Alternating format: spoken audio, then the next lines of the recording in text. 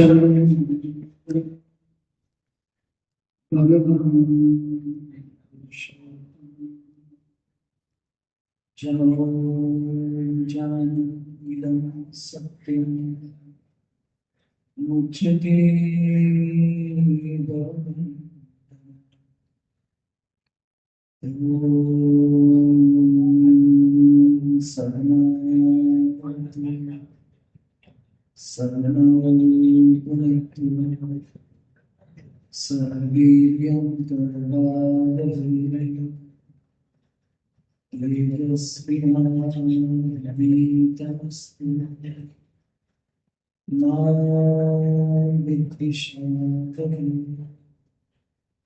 ओम शांति शांति शांति।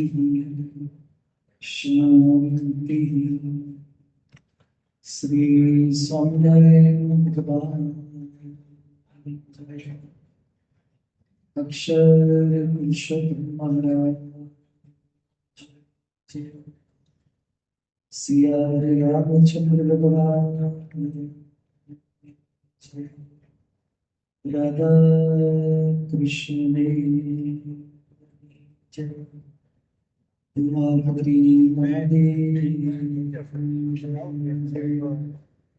पवन सुत हनुमान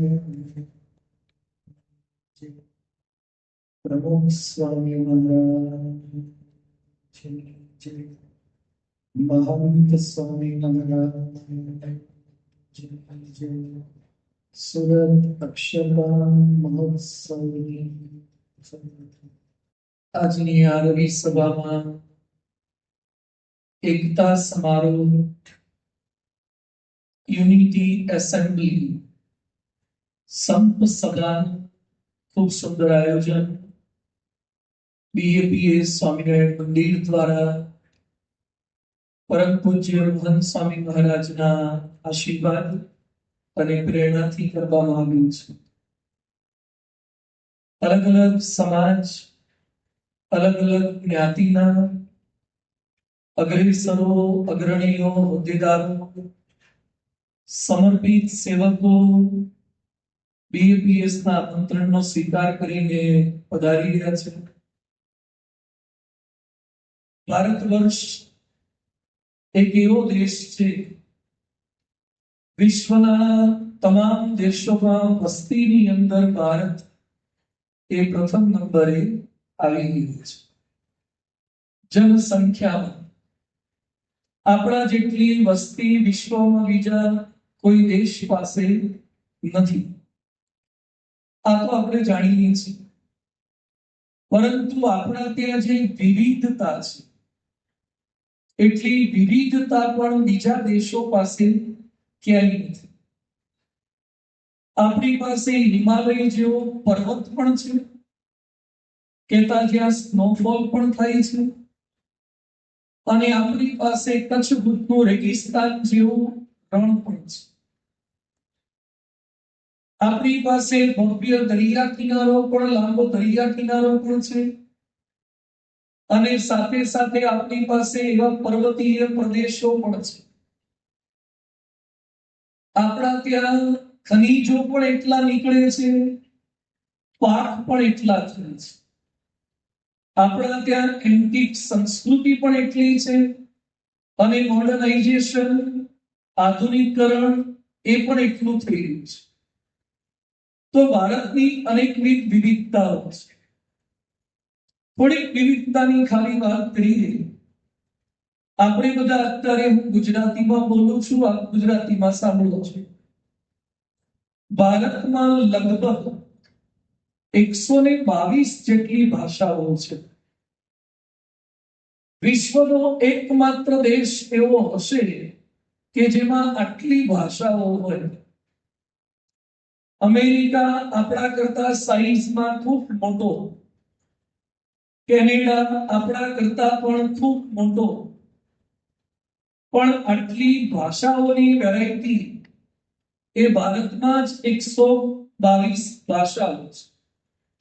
આ ભાષા એટલે જે લખાય છે બોલાય છે એ, પણ જે કેવળ બોલાય છે લિપિ જે ગ્રંથસ્થ નથી થઈ હોતી પણ ખાલી બોલાય છે, એવી લગભગ 1369 જેટલી બોલીઓ બોલાય છે. 1369 બોલી, જેમ કે કચ્છી, ચરોતરમાં જાઓ તો અલગ થઈ જાય, ગઢવાલી થોડી અલગ થઈ જાય. 1400 જેટલી તો બોલીઓ આપણા ત્યાં બોલાય છે. આપણા જ્યાં જ્ઞાતિઓ, આમ તો બ્રાહ્મણ, ક્ષત્રિય, વૈશ્ય અને શૂદ્ર, કૃષ્ણ પરમાત્માએ જે ભગવદ્ ગીતામાં ઉલ્લેખ કર્યો છે, ચાતુર્વર્ણ્યમ મયા સૃજમ, આ બધું મારા દ્વારા સર્જન થયેલું છે. પણ કુલ નાની મોટી જ્ઞાતિઓ, જાતિઓની ગણતરી કરે તો આશરે 3000 જેટલી જાતિઓ એ ભારતમાં વિદ્યમાન છે. છતાં પણ આવડો મોટો ભારત એક થઈને રહ્યો છે. ક્યાંક ઉપર જાઓ તો કલર જુદા છે, નીચે સાઉથમાં જાઓ તો કલર જુદા છે. ઉપર ભગવાન જુદા છે, ઉપર ગણપતિને માનીએ તો નીચે ગણપતિના ભાઈ કાર્તિકેયને માનીએ, અયપ્પા ભગવાનને માનીએ. અમુક પ્રદેશોમાં જાઓ તો એ પીપળાને પૂજે, અમુક પ્રદેશોમાં જાઓ તો એ વડને પૂજે. બધે જ અલગ અલગ માન્યતાઓ, રિચ્યુઅલ્સ, પ્રણાલિકાઓ, પરંપરાઓ, ઘણું બધું અલગ અલગ છે. પણ છતાં ભારત એક થઈને રહ્યો છે. આટલા હુમલાઓ પછી, આટલા આક્રમણો પછી, આટલા આક્રાંતાઓ પછી, આટલા પ્રયાસો વિદેશીઓએ કર્યા છતાં પણ ભારત એક થઈને રહ્યો છે. આપણે હમણાં જોયું કે ભારતની આજુબાજુના કેટલાક દેશો જેમાં જીંજી આંદોલન થયા, કે યુવાનોએ આંદોલન કર્યા હોય અને આખી સરકાર બદલી નાખી. બદલી નાખી એટલું નહીં, પાર્લામેન્ટ હાઉસ સળગાવી નાખ્યા, વડાપ્રધાનો કે મંત્રીઓને મારી નાખ્યા.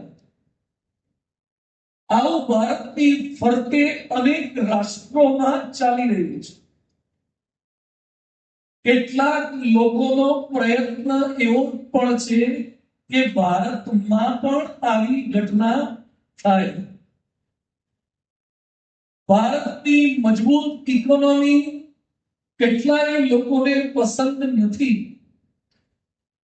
ભારતની સ્ટેબલ ગવર્નમેન્ટ કેટલાય લોકોને પસંદ નથી.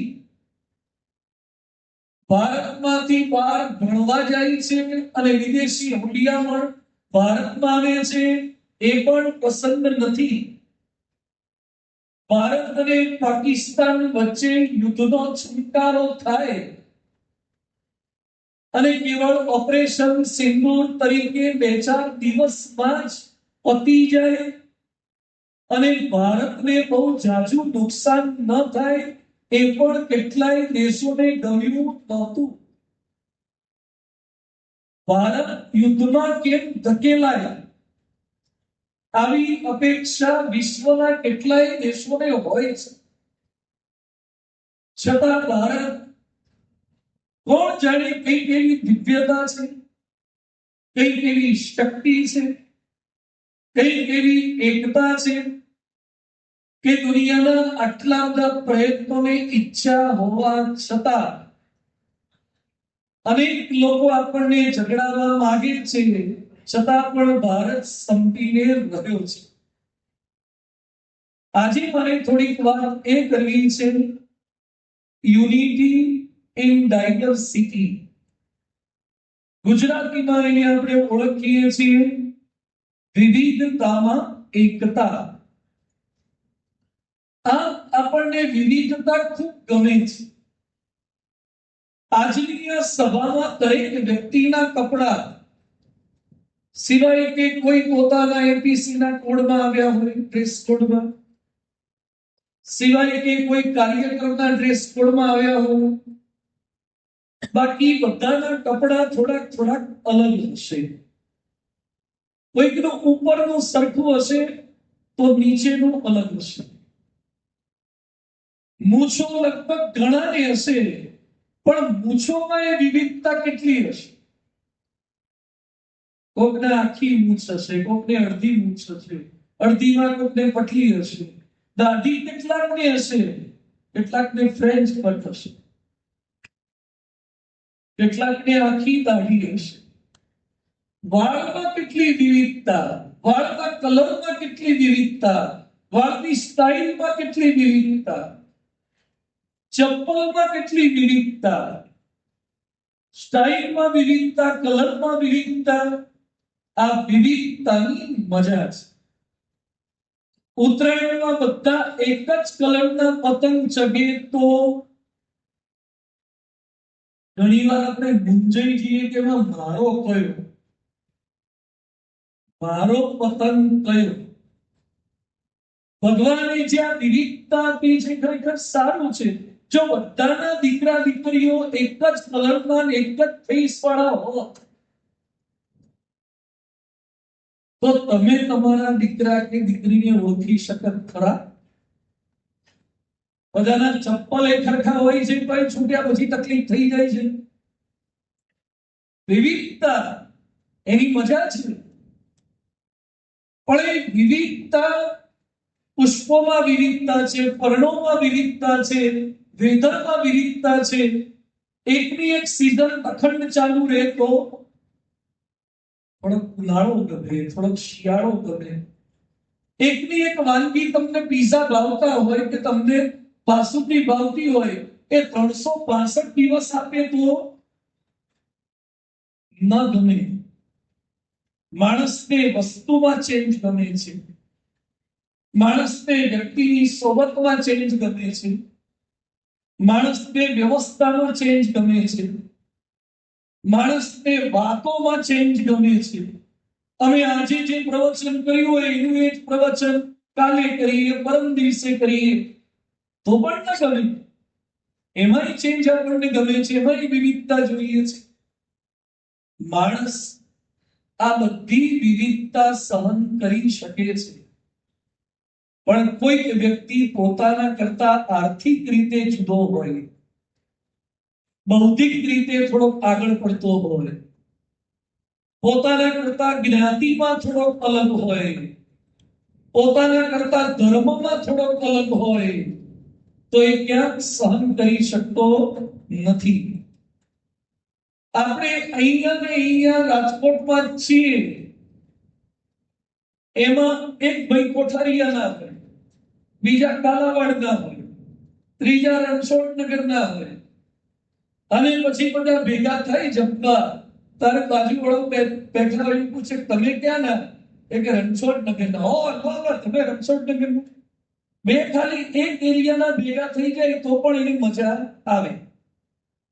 તમે રાજકોટની બહાર જાઓ અને વલસાડ પહોંચ્યા હોય અને ત્યાં કોઈ કેમ બોલે કે હું રાજકોટ, તો તરત ત્યાં તમને વલસાડમાં ખાલી આખા રાજકોટમાંથી પછી પૂછે નહીં કે તમે સોલવંટના છો કે તમે ખીરસરાના છો કે રૈયાધારના છો, રાજકોટના છો એટલે એકતા.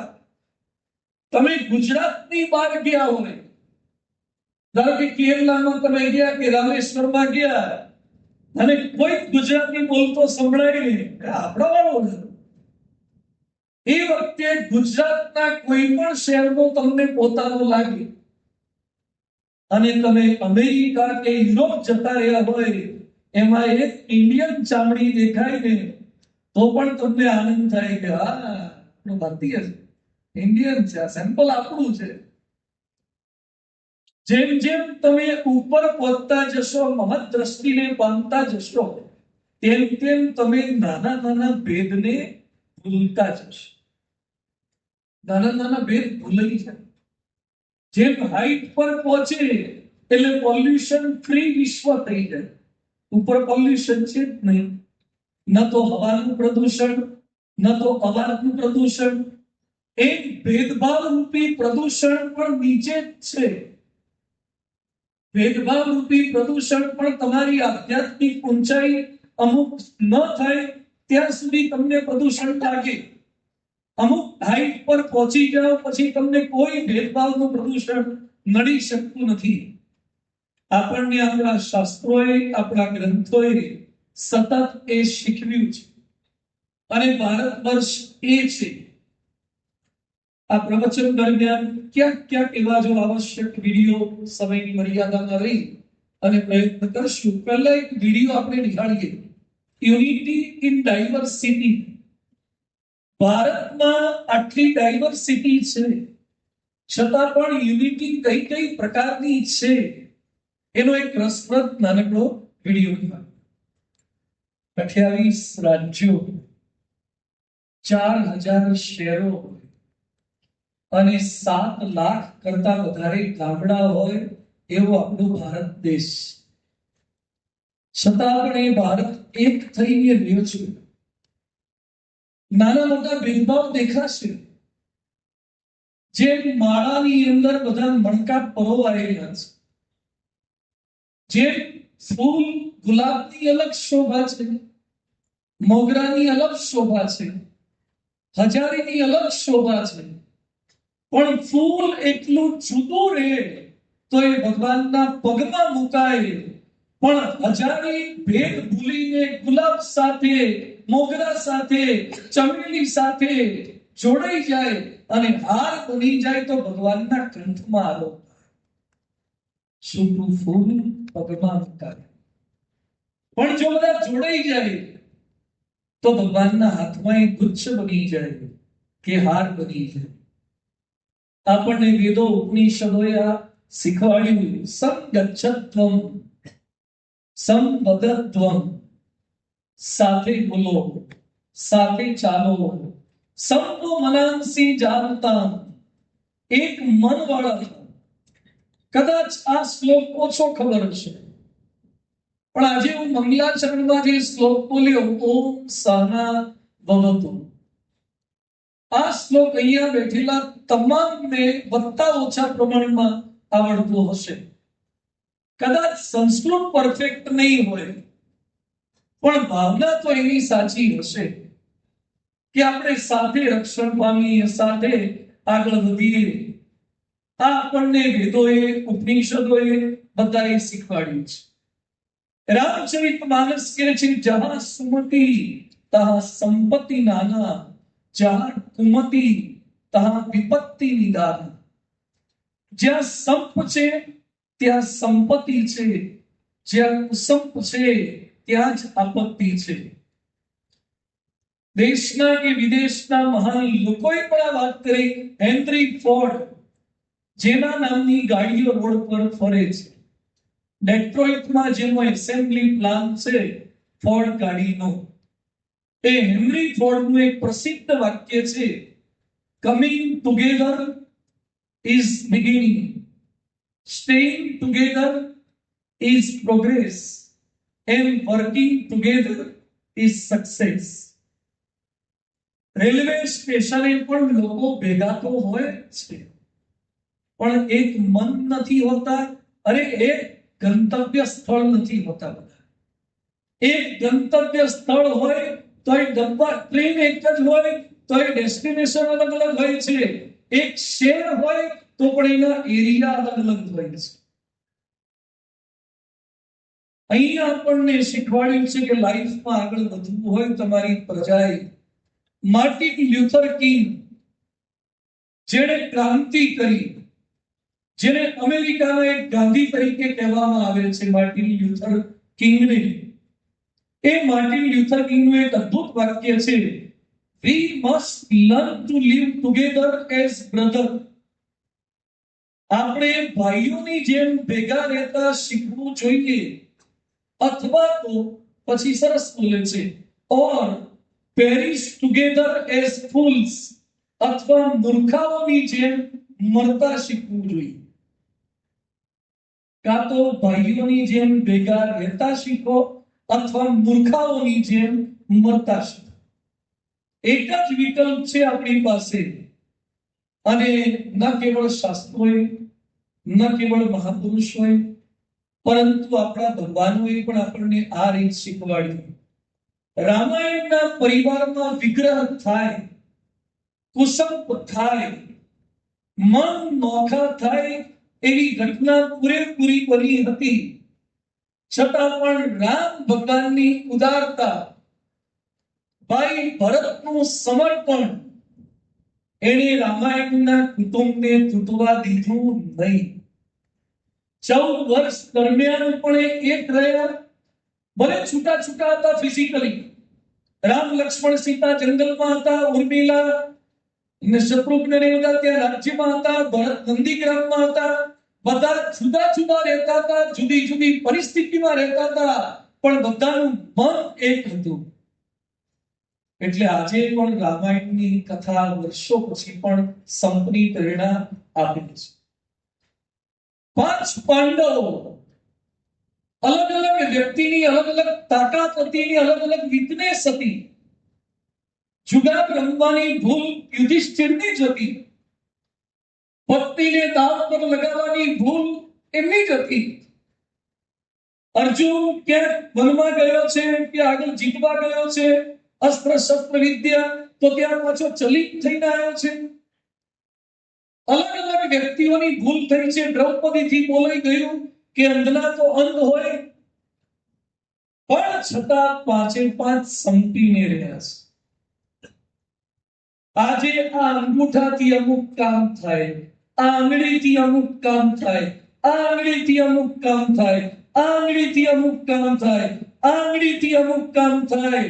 પણ જો પેટનો ખાડો ભરવો હોય તો બધાએ પોતાની થિકનેસ, હાઈટ અને વર્ક બાજુ પર મૂકીને બગડવાની તૈયારી રાખવી પડે. 2 આંગળીઓ કે હું એથી ના થઉં, હું એથી ના થઉં, હું બગડું નહીં, અને દાળ ભાત ખાઉં, તો એથી તારે થવું પડે, સિવાય કે ચમચી ન પકડે તો. બાકી કોળીઓ ભરવો હોય, રોટલી તોડવી હોય, બધી આંગળીઓ અંગૂઠા સાથે ભેગી થાય તો પેટનો ખાડો પુરાય. અને કોક આપણને ગળતો હોય, એના પેટમાં ખાડો કરવો હોય તો એ 5 ભેગા થવું પડે. પોષણ માટે પણ ભેગા થાવ અને રક્ષણ માટે પણ ભેગા થાવ. પોષણ માટે ભેગા અને રક્ષણ માટે પણ ભેગા. એકલી આંગળી ગમે તેટલી તાકાત હોય તૂટી જાય, કેચ કરવા જાય ને એમાં એક આંગળી પર બોલ આવી જાય તો મચકોડાઈ જાય. બધી આંગળીઓની પોઝિશન જોઈએ ત્યારે સરખો કેચ થાય. તો એ સાથે રહેતા આપણને આપણું આ વિજ્ઞાન પણ શીખવે છે, અધ્યાત્મ શીખવે છે. પાંડવોને જ્યારે ચિત્રસેને રાજાએ કૌરવોને બંદી બનાવી દીધા અને એ સમયે ભીમ કે છે બરાબર એ લાગના છે. એ સમયે યુધિષ્ઠિર કહે છે કે છોડી ગયે લોકોને, ભીમ કે છે લાગમાં આવ્યા છે. યુધિષ્ઠિર કે છે પરસ્પર વિરોધે તો વયમ પંચ શતમ તુતે. જ્યારે અંદર અંદર વિરોધ હોય ત્યારે આપણે 5 છીએ અને 100 છે, પણ જ્યારે બહારનો વિરોધ હોય તો વયમ પંચોતરમ શતમ, ત્યારે આપણે 105 છીએ. જ્યારે અંદર અંદર હોય ત્યારે ગુજરાતી છે, મહારાષ્ટ્રીયન છે કે પટેલ છે, વાણિયા છે, બામણ છે હોય, પણ જ્યારે હિન્દુત્વ પર, સનાતન પર વાત આવે ત્યારે આપણે કોઈ વાણિયા નથી, બામણ નથી, પટેલ નથી, કોળી નથી, કણબી નથી, ગઢવી નથી, બ્રાહ્મણ નથી, બધા જ સનાતની હિન્દુ છીએ. આ વિચારધારા રહી છે જે આપણને ભારત વર્ષે શીખવાડ્યું છે. મઝહબ નહીં સિખાતા, आपस में बैर करना. कोई धर्म, આપણો ધર્મ તો બિલકુલ શીખવાડતો નથી. ભગવાન સ્વામિનારાયણ બિશપ હેબરને મળવા માટે બિશપ હેબર ગુજરાતને ખ્રિસ્તી બનાવવા આવ્યા. પાદરી હતા. નડિયાદમાં ભગવાન સ્વામિનારાયણને મળવા માટે એમણે ઈચ્છા દર્શાવી. ભગવાન સ્વામિનારાયણે પોતાના ભક્તોને મોકલ્યા. એમાં એક બ્રાહ્મણ, એક દરબાર એક વાણિયા, એક કોળી, એક વાલ્મીક સમાજના અને એક વિધર્મના. આવા 6 અલગ અલગ લોકોને મોકલ્યા. એટલે બિશપ હેબર કે તમે કઈ કાસ્ટના છો? કાસ્ટ પૂછીનો છે અલગ, પણ છે એક ભગવાનને માનતા હતા. બિશપ હેબર એ વખતે બોલી ઉઠ્યા કે જે અલગ અલગ જ્ઞાતિના હોવા છતાં પણ એક વિચારધારામાં માનતા હોય એવા ગુજરાત આખાનું પરિવર્તન કરવું અતિ અઘરું છે. ના, જ્યાં બધા એક થઈને રહે છે એ અઘરું છે. આધુનિક દ્રષ્ટિએ પણ જોવા જાવ, અમૂલ કંપની જે ડેવલપમેન્ટ થઈ, ડોક્ટર વર્ગીસ કુરિયને નાના નાના ખેડૂતો, નાના નાના ડેરી ઉદ્યોગો એ બધાને એક કર્યા તો અમૂલ નામની એક શ્વેત ક્રાંતિ થઈ હતી, જ્યાં એકતામાં તાકાત રહેલી છે. સરદાર વલ્લભભાઈ પટેલ એ જે રજવાડા એમણે એક કર્યા, એટલે સરદાર વલ્લભભાઈ પટેલનું સ્ટેચ્યુ આપણે પધરાવ્યું. લગભગ 2-3 હજાર કરોડનો ખર્ચો કરી પધરાવ્યો. 3 હજાર કરોડમાં કેટલા સંડાસ થઈ જાય?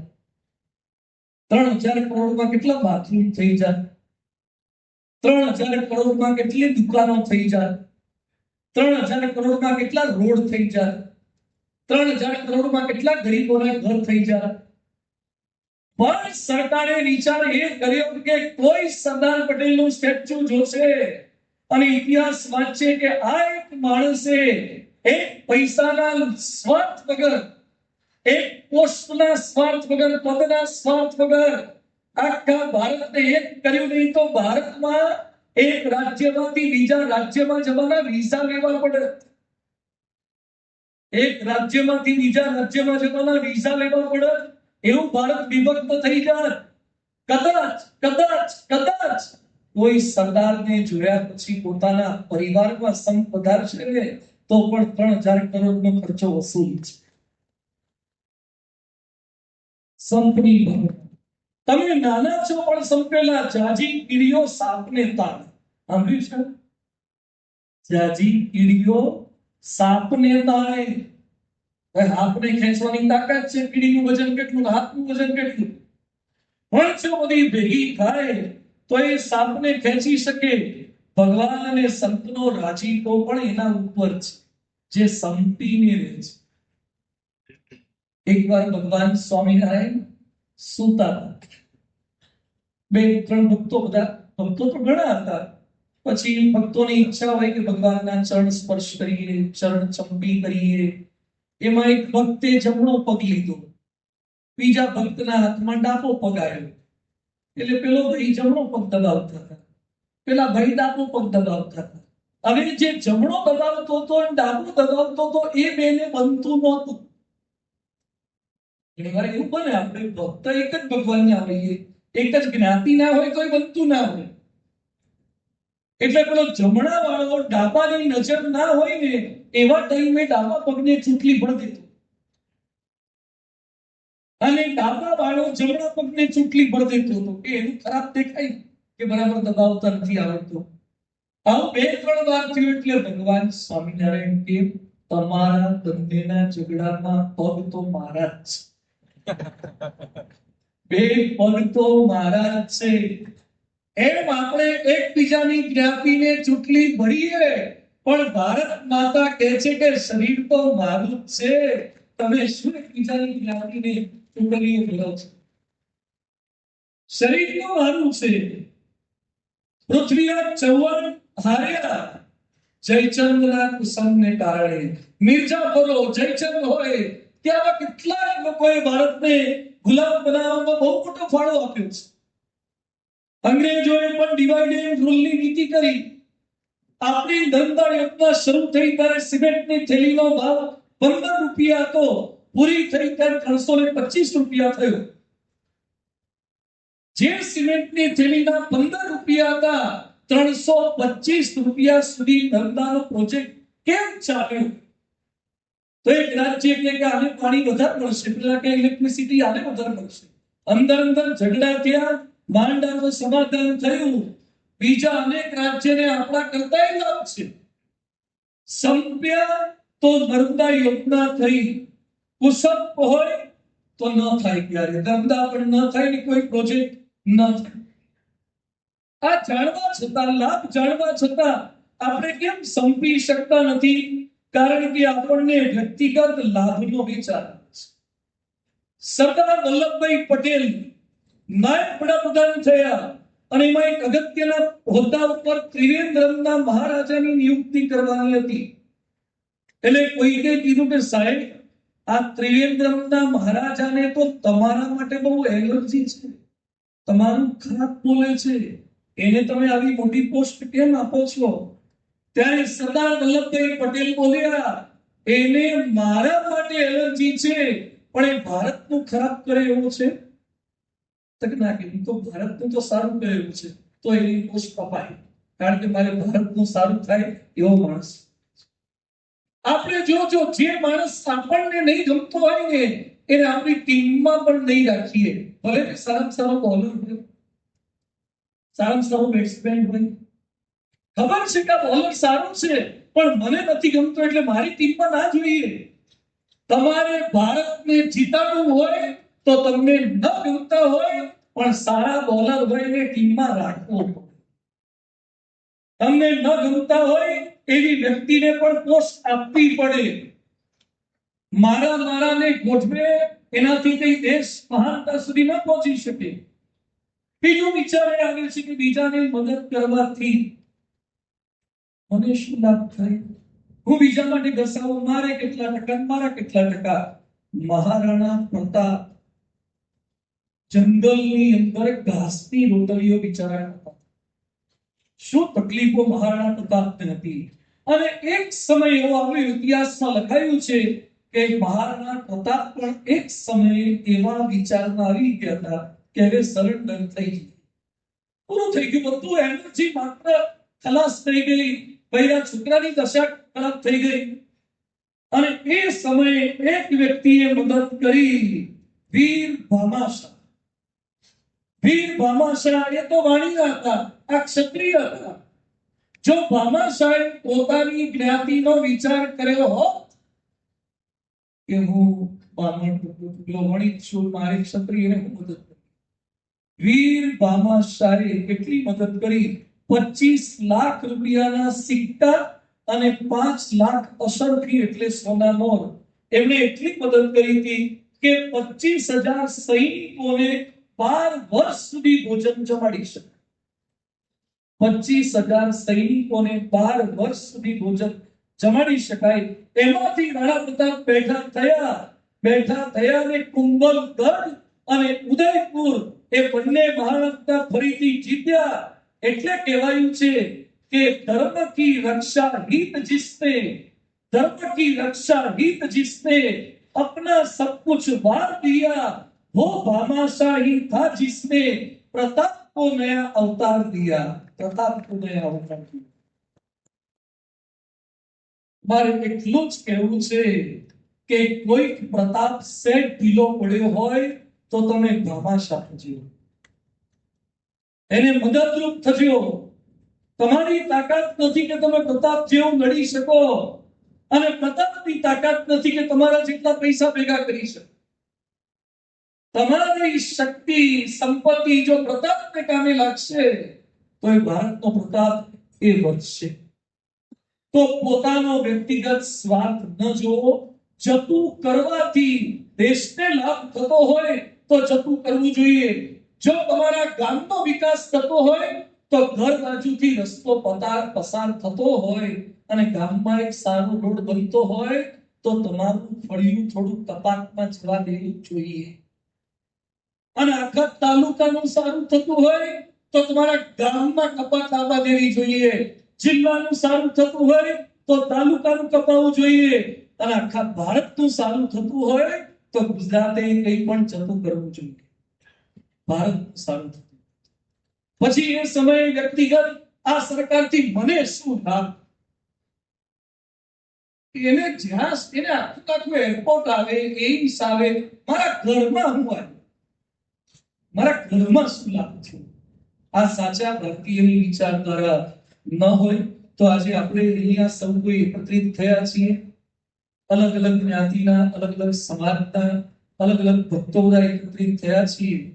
આપણા શાસ્ત્રોએ, અલગ અલગ મહાન પુરુષોએ, અલગ અલગ અવતારી પુરુષોએ આપણને સતત આ શીખવ્યું છે. અને જે વ્યક્તિ સંપ રાખે છે એ વ્યક્તિ ધારેલા કામ કરી શકે છે. ઇઝરાયલની વસ્તી 96 લાખ અને કેવા કામ કરે છે, કેવી પરિસ્થિતિમાં કરે છે. એકલા તમે અમુક કામ નહીં કરી શકો, કોઈની મદદથી કરી શકશો. એક નાનકડો વિડીયો આપને બતાવીએ કે એક જાતે જમવા જાય તો જમવું અઘરું છે, પણ એકબીજાને જમાડવાની જો દાનત રાખે, પ્રયત્ન કરે ફેમિલીની અંદર, તો કેવું કામ થાય છે. એક નાનકડો વિડીયો પરસ્પર જમાડવાથી કેવો લાભ થાય એનો. જતા હતા તો જમી નહોતા શકતા, પણ એકબીજાને જમાડવા ગયા તો જમી શક્યા. તો બીજાને ખવડાવવાથી પણ આપણને લાભ છે, બીજાને આપવાથી પણ આપણને લાભ છે. જતું કરે છે, જીતી જાય છે, એ બકરીઓની ને કૂતરાઓની વાર્તાઓથી આપણે શીખ્યા છે. જે ઝૂકી જાય એ જીતી જાય છે. બીજું, મારું નામ કેમ ન બોલાયું, આ ભાવના આપણને ટુકડા કરે છે, વિખી નાખે છે. હું પ્રશ્ન પૂછું કે એવરેસ્ટ સૌથી પહેલા કોણ ચડ્યું હતું? જેને યાદ હોય હાથ ઊંચો કરો. એવરેસ્ટ સૌથી પહેલા માઉન્ટ એવરેસ્ટ કોણ ચડ્યું? તેનસિંગ ને હિલેરી. આખું ભારત અને વિશ્વ આ જવાબ આપે છે કે તેનસિંગ ને હિલેરી. ચડનાર તો ન્યુઝીલેન્ડના વૃત્તની એડમંડ હિલેરી હતા. તેનસિંગ તો એનો શેરપો હતો. ચડનાર વ્યક્તિ તો ન્યુઝીલેન્ડનો વ્યક્તિ એડમંડ હિલેરી હતો. પેલો તો વજન ઉચકનારો ભેગો હતો, એ ચડ્યો હતો. ફોટો ફેમસ થયો શેરપાનો, હિલેરીએ પાડ્યો એટલે. અને શેરપાને ફોટો પાડતા આવડતું નહોતું એટલે હિલેરીનો ફોટો આવ્યો નહીં. પણ એનું સમર્પણ જુઓ. 50 વર્ષે પણ એડમંડ હિલેરીને પ્રશ્ન પૂછ્યો કે તમારા બેમાંથી પહેલું કોણ ચડ્યું હતું? એ કે બંને સાથે જ ચડ્યું. એડમંડ હિલેરી એક વાક્ય નથી બોલતા કે માઉન્ટેનર તો હું હતો, પેલો તો મારો સામાન ઉંચકનારો હતો, ના અમે બંને ચડ્યા હતા. આને કહેવાય રીમ રીમ કહેવાય. ઓમ સહના ભવતુ. શ્લોક નથી આવડતો પણ જીવી જાણે છે એવું. તો સંપની ભાવના હોય તો આ વિચાર નહીં રહે. ગમે તેવી આફતોમાં પણ વિઘ્ન આવે, કોઈ તમારા પર એટેક કરવા જાય અને છે ભારત સામે નાનો મોટો ખતરો ઘણો છે, એ બધા ખતરામાં જો એક રહીશું. નાના નાના જીવડા પણ આપણને શીખવે છે કે આફત આવે ત્યારે તો એક થાવ. એક નાનકડો વિડીયો નિહાળીએ કે કીડીઓ હોય, કરચલા હોય, એના પર આપત્તિ આવે. અરે પેંગ્વિન હોય, એના પર આપત્તિ આવે ત્યારે પણ એ આપણને યુનિટીની પ્રેરણા આપે છે. નિહાળીએ એક પ્રેરક વિડીયો.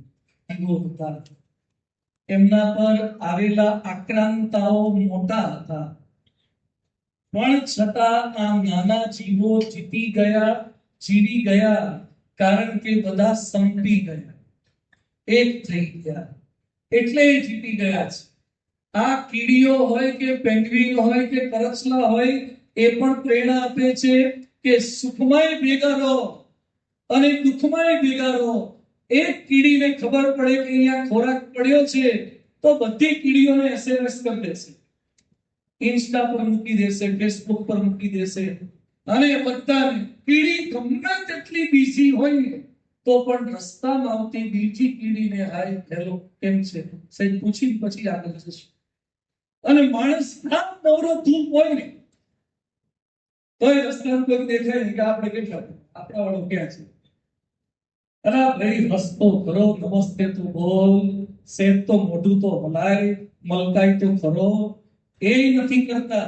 કીડીઓ જોજો એકબીજાને, કીડીઓ ભેગી રે, મકોડા ના રે. આ મકોડા હોય ને એકલા જ ફરતા હોય જુદા જુદા. એટલે આપણે થોડા કીડી જેવા સંપેલા રહેવાનું છે, અને પછી ગમે તેટલી આપત્તિ આવશે તોય વાંધો નહીં આવે. અમેરિકામાં એક ટ્રી છે, એનું નામ છે રેડવુડ. રેડવુડ ટ્રી 2500 વર્ષ જૂના ઝાડ છે. 2500 વર્ષ જૂનું ઝાડ જોઈએ તો આપણને ગિનિસ બુક ઓફ વર્લ્ડ રેકોર્ડમાં મૂકવાનું મન થાય. રાજકોટ આખું જોવા આવે કે 2500 વર્ષથી ટક્યું છે આ ઝાડ. એટલે આ લોકોએ જે જમીન વાળા હોય, જીઓલોજી વાળા હોય, બોટની વાળા હોય, બધા અભ્યાસ કર્યો કે આ ઝાડના મૂળ બહુ ઊંડા છે. તપાસ કરી તો આ ઝાડના મૂળ બહુ ઊંડા નથી. તો કે વાવાઝોડામાં જેના મૂળ ઊંડા છે બધા ઉખડી જાય છે, પડી જાય છે. આ ઝાડ કેમ ટકેલા રહે છે? સંશોધન કરતા ખબર પડી કે આ જેટલા ઝાડ હોય છે એ બધાના મૂળ પહેલા થોડાક ઊંડા જાય, પછી એ નીચે હોરિઝોન્ટલ પહોળા થાય છે, અને બાજુમાં બીજું રેડવુડ હોય એની સાથે નીચે એકદમ મૂળ ચોટી જાય છે. બધા બહારથી જુદા દેખાય પણ અંદર એકબીજા સાથે એટલા ચોટેલા હોય છે મૂળિયાથી, એટલે ઉપરનું કોઈ વાવાઝોડું રેડવુડના એકેય ઝાડને પાડી શકતું નથી. આજે મારે એટલું જ કહેવું છે, જ્ઞાતિથી, કદાચ ભગવાનથી, કદાચ અલગ અલગ બહારથી જુદા દેખાઈએ પણ મૂળિયાથી, હિન્દુત્વથી એવા એક રહીએ ને, દુનિયાની કોઈ તાકાત પાડી ન શકે. આજે ખરેખર ખૂબ આનંદનો અવસર છે. પરમ પૂજ્ય પ્રમુખ સ્વામી મહારાજે ભગવાન સ્વામિનારાયણે બતાવેલી જે ઉપાસના પદ્ધતિ, જીવનની પદ્ધતિ, સ્વામિનારાયણ સંપ્રદાયમાં અનેક જ્ઞાતિના સંતો, અનેક જ્ઞાતિના ભક્તો જેને જોઈએ કે આવો મોક્ષ માગવા રે લોગ, એ જ પરંપરા પરમ પૂજ્ય પ્રમુખ સ્વામી મહારાજે, પરમ પૂજ્ય મહંત સ્વામી મહારાજ 92 વર્ષની વયે સ્વામિનારાયણ ભગવાન બ્રાહ્મણ જ્ઞાતિના, ભગતજી મહારાજ દરજી પરિવારમાંથી, યોગીજી મહારાજ લોહાણા પરિવારમાંથી, પ્રમુખ સ્વામી મહારાજ પાટીદાર પરિવારમાંથી, અમારા પૂજ્ય જ્ઞાનેશ્વર સ્વામી જેના હાથ નીચે અમે 1000 ઉપરાંત સંતો ભણ્યા એ કડિયા પરિવારમાંથી, જેમના હાથ નીચે સંતો ભણ્યા એ નારાયણ મુનિ સ્વામી વણિક પરિવારમાંથી, જેમણે આખા ભારતની અંદર સૌથી વધારે સંસ્કૃત ભણ્યા અમારા ભદ્રેશ સ્વામી એ બ્રાહ્મણ પરિવારમાંથી, અલગ અલગ જ્ઞાતિના, અલગ અલગ ધર્મમાંથી આવેલા, બેકગ્રાઉન્ડમાંથી આવેલા, પણ સંતો બધા એક માળાની જેમ રહે છે. એટલે બીએપીએસ સંસ્થા અબુધાબીમાં પણ સનાતનનો જય જયકાર કરી શકે, રોબિન્સવિલમાં સનાતનનો જય જયકાર કરી શકે છે. આજે જ્યારે આગામી દિવસોમાં માનવ ઉત્કર્ષ મહોત્સવનું સુંદર આયોજન રાજકોટને આંગણે છે, ત્યારે રાજકોટ દ્વારા જ્યારે જે કોઈ આયોજનો થયા છે, એ પછી બ્લડ ડોનેશન કેમ્પ હોય કે કોરોનામાં રાહત કરવાની હોય, એ પછી મોરબી રેલ દુર્ઘટના હોય કે ભુજનો ભૂકંપ હોય, બીએપીએસ સંસ્થા તો દોડીને સંતો સ્વયંસેવકો સાથે પહોંચી ગઈ છે. પણ સમાજનો પ્રત્યેક વર્ગ એ બીએપીએસના આયોજનોમાં ભળ્યો છે. એ અમદાવાદના શતાબ્દી મહોત્સવમાં 1 મહિનામાં 1.25 કરોડ લોકો આવે. એ બતાવે છે કે સમાજના પ્રત્યેક જ્ઞાતિના લોકોએ પ્રમુખ સ્વામી મહારાજને સાચી અંજલિ આપી હતી, ઋણાભિવ્યક્તિ કરી હતી. એ રાજકોટની અંદર જન્મજયંતિ ઉજવી મોરબી રોડ ઉપર, ત્યારે પણ લાખો લોકો આવ્યા હતા. જ્યાં જ્યાં સારું થાય છે ત્યાં આપણી સંસ્કૃતિ, આપણી જ્ઞાતિ આપણને કહે છે સારું તે મારું. એમાં હંમેશા સહકાર આપવો જોઈએ. વરસાદ બધા માટે છે, પવન બધા માટે છે, એમ સારા કાર્યો પણ સૌ કોઈ માટે છે. તો માનવ ઉત્કર્ષ મહોત્સવ એ સમગ્ર રાજકોટનો છે, માનવ માત્રનો ઉત્સવ છે. એટલે છેલ્લા કેટલાક દિવસોથી મંદિરે અલગ અલગ જ્ઞાતિના હોદ્દેદારો, અગ્રણીઓ ઠાકોરજીના દર્શને સંતો સાથે મુલાકાત માટે પધારતા હતા. આજે હરિભક્તોને જણાવતા આનંદ થાય છે કે ગઈકાલે પણ કેટલાક આવ્યા હતા અને આજે ફરીથી બોલાયા તો પણ પાછા આવ્યા છે. એક અઠવાડિયામાં 2 વખત બધા અગ્રેસરો આવ્યા છે. જોરદાર તાળીઓથી આપણે સ્વાગત કરીએ છીએ. નહીં પકડી જાય, હમણાં તો આવી ગયા હતા જીપીઓ કહી દેજો ને. પણ છતાં સારું કામ થાય છે. એ લોકો જાણે છે જો સારું ભોજન મળતું હોય તો ટીજીએમ દૂર ન પડે. જો સારી મેચમાં મજા આવતી હોય તો ખંડેરી દૂર ન પડે.